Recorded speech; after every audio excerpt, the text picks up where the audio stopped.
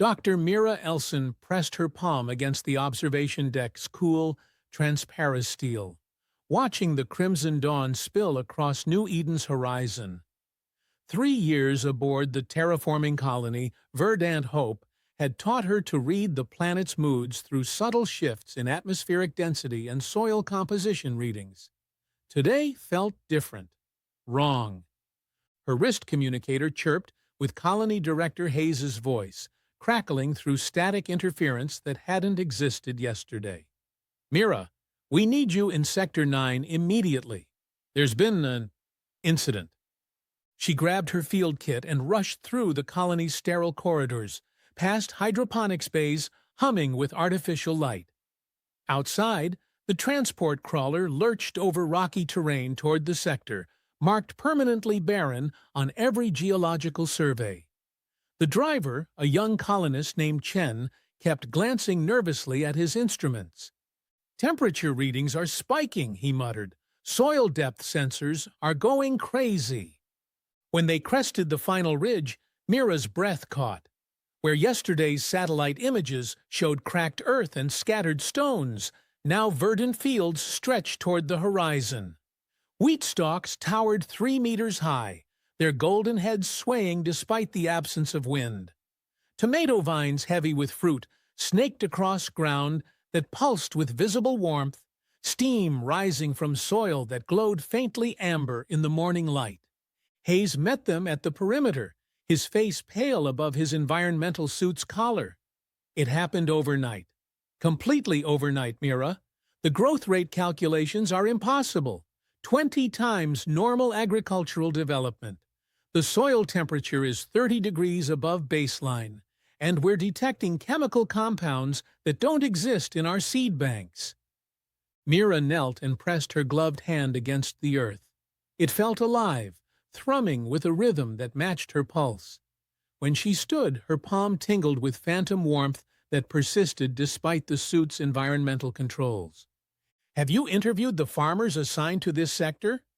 Hayes nodded grimly. "That's where things get complicated. They're all reporting dreams, vivid dreams of a voice calling herself Mother, promising endless harvests and eternal life. The dreams started 3 nights ago, the same time our terraforming engines began showing power fluctuations in the deep core systems. They walked through rows of impossible vegetation, while Mira collected soil samples and recorded atmospheric readings.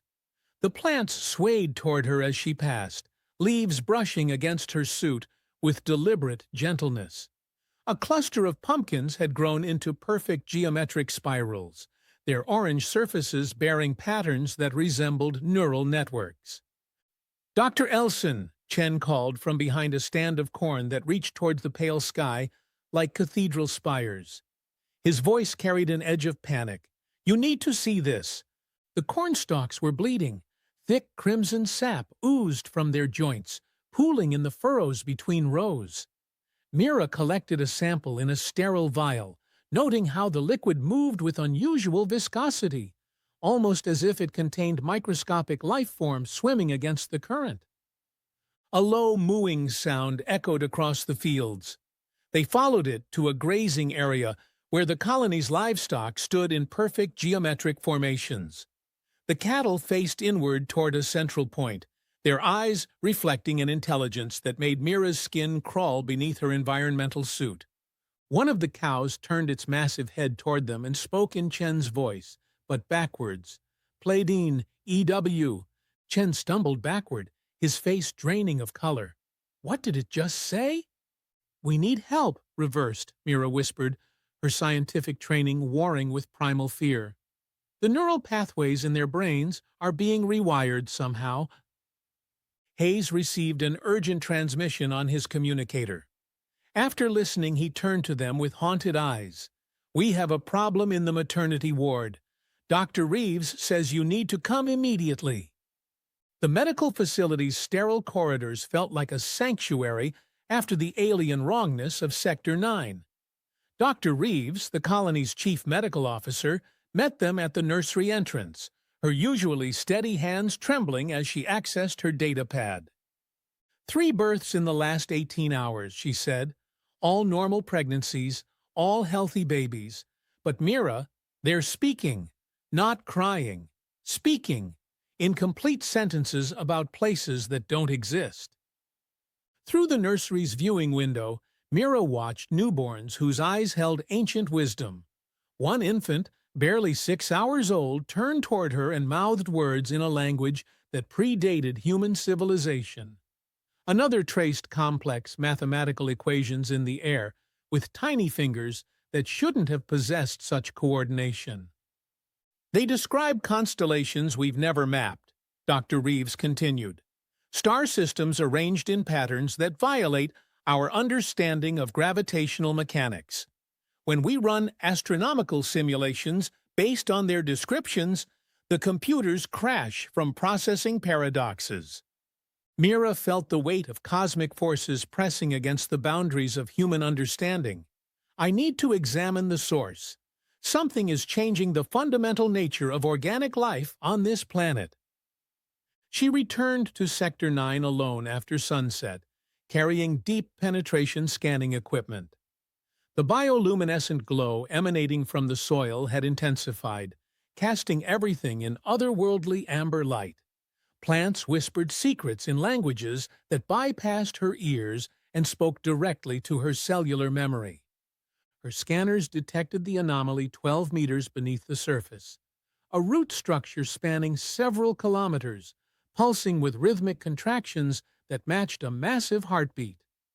The readings showed organic material unlike anything in terrestrial databases, yet somehow familiar, as if her DNA recognized patterns encoded in humanity's prehistoric past. Following the root network's strongest concentration, she discovered a clearing where the vegetation grew in ritualistic arrangements. Concentric circles of flowering plants formed mandala patterns around a central depression filled with soil that glowed like molten gold. Ancient symbols carved into standing stones surrounded the garden, their meanings dancing just beyond conscious comprehension. Her excavation tools revealed what lay beneath, a shrine constructed from materials that shouldn't exist on New Eden. Crystalline structures grew organically from metallic substrates, forming architectural impossibilities that hurt to perceive directly. At the center, a small altar held a single artifact, a seed the size of a human heart, its surface covered in writing that shifted and changed as she watched. Accessing the colony's historical records through her suit's communication array, Mira discovered references to the colony's founder, Dr. Elena Vasquez, who had died in an accident during the initial terraforming process.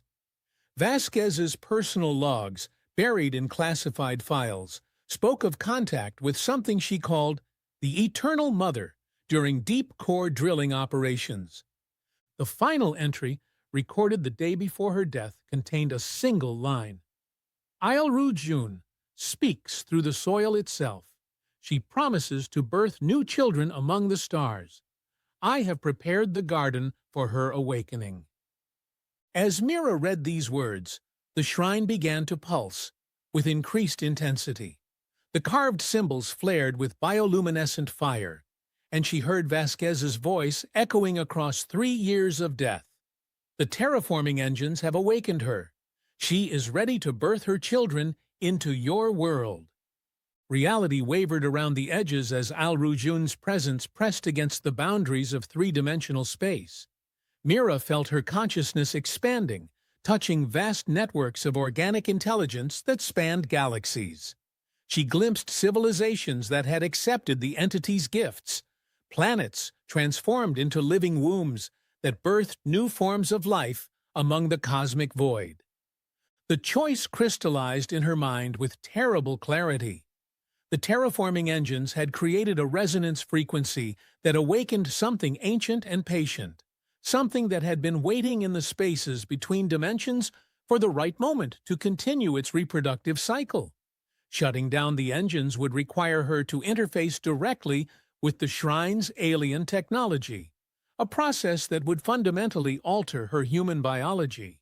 Or she could step aside and allow Aelru Zhun to complete her transformation of New Eden, becoming midwife to evolutionary changes that would spread beyond this single world to reshape humanity's future among the stars. Standing in the garden's otherworldly light, feeling the entity's maternal consciousness embracing her thoughts with promises of transcendence, Mira placed her hands on the altar's warm surface. The choice would determine not just her own fate, but the trajectory of human civilization itself.